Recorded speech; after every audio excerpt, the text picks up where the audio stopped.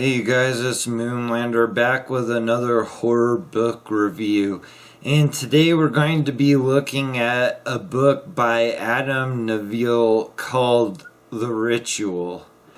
I first heard about this book from Kat's Book Inn, and she had mentioned how this book had recently been made into a movie.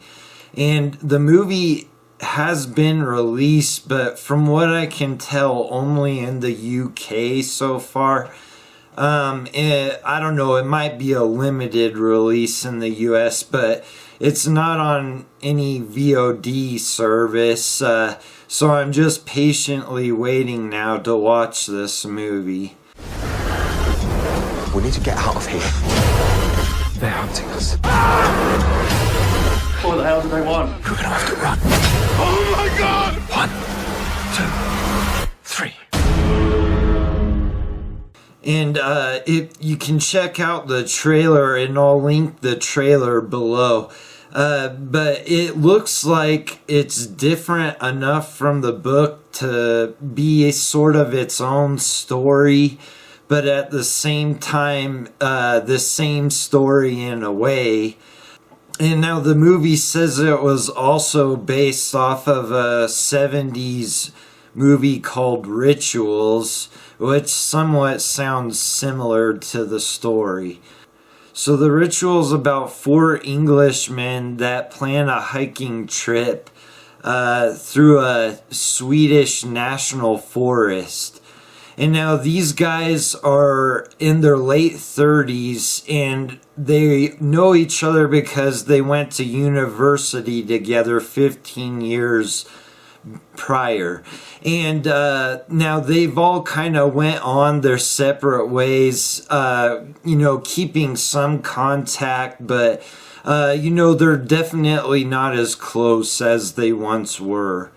Before they went on this hiking trip through this national forest, they all agreed to get in somewhat decent shape for this hike that was supposed to be about 3 days long. And now when they get there, 2 of them who have families and they run businesses, they did not get in shape for this hike. Now the guy leading the hike, who's an experienced outdoorsman, decides that they're gonna cut this journey short and take a shortcut back to civilization.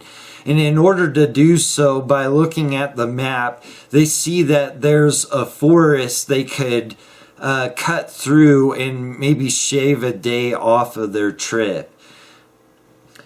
Now, by the time they reach the entrance to the forest, they find a dismembered and mutilated animal, which is unrecognizable, hanging high in a tree at the entrance.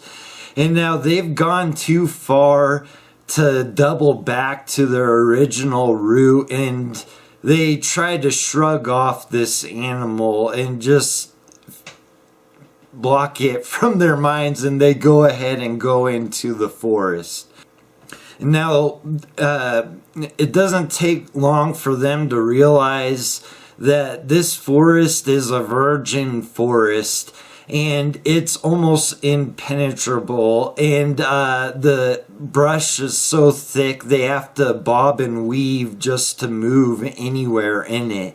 And now they can't keep their direction that they're trying to go, and eventually they find a trail, and out of desperation they follow the trail, hoping it will lead to some sort of civilization, all while the 2 unfit guys have injuries they've sustained, whether it be a bad knee or their feet are bothering them, and things are just becoming more desperate. Now this trail leads them to a house. Now this house has been abandoned for how long they can't really be sure, but a long time. And now there's all sorts of disturbing things in this house. Okay, so this house is like full of like animal skulls and wicker crucifixes and just strange things, and they go into the attic and they find some sort of bizarre altar of some kind. And now they go ahead and rest for the night in this house. And now when they wake up in the morning, they've had these terrible dreams. One wakes up outside naked. One guy's standing in where they were going to the bathroom in this house. And it's not long after they wake up that morning that they start realizing they've made the biggest mistake of their life by entering this forest.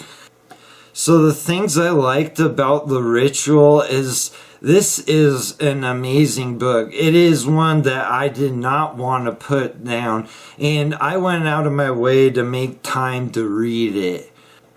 And one of the most enjoyable parts, at least for the first half of the book, is the tension that builds between these four men. All the way from when they first decide to cut their trip short, and the more they progress through this forest, the tension just keeps building between these characters. And you start learning some dark thoughts they have about each other, and their stress just brings out nasty things between them, and it's really interesting to read. And now I couldn't tell who the main character was supposed to be for a little while until I got into the book. But once you figure out who the main character is, and pretty much I rooted for him through the whole book.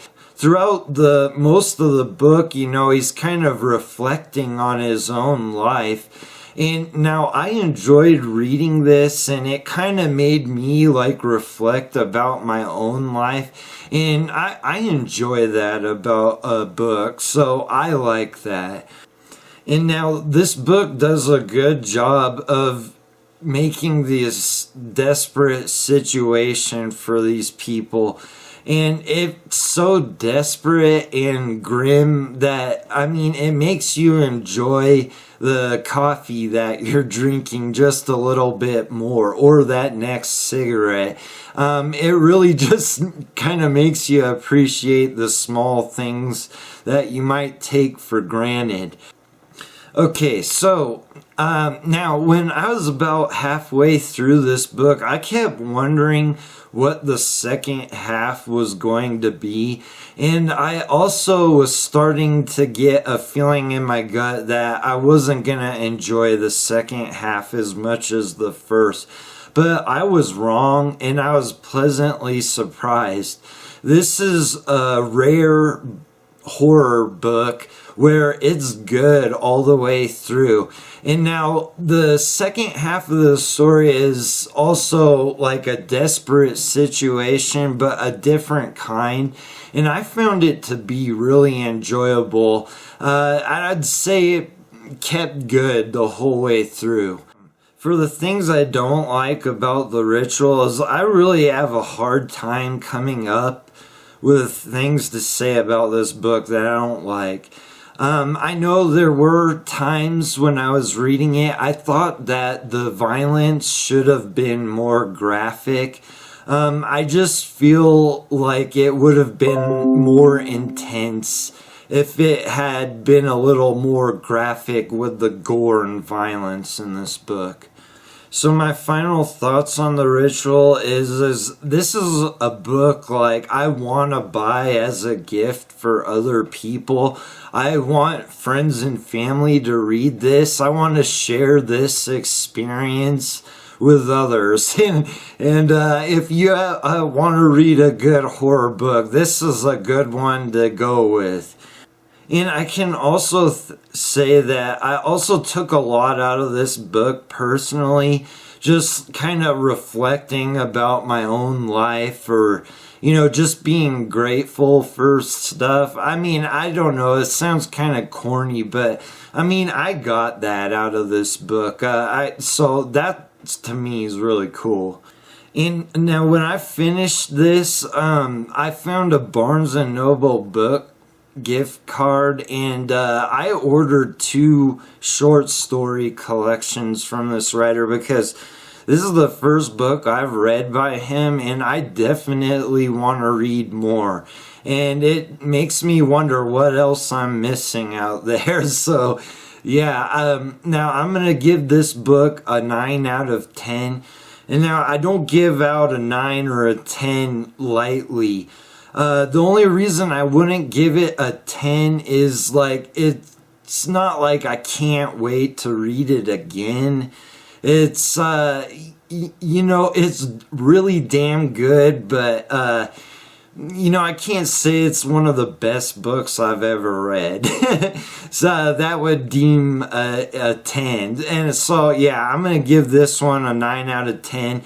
And I'm really grateful to Cat's Book and for suggesting this one. Alright, you guys, thanks for watching, and I'll see you on the next review.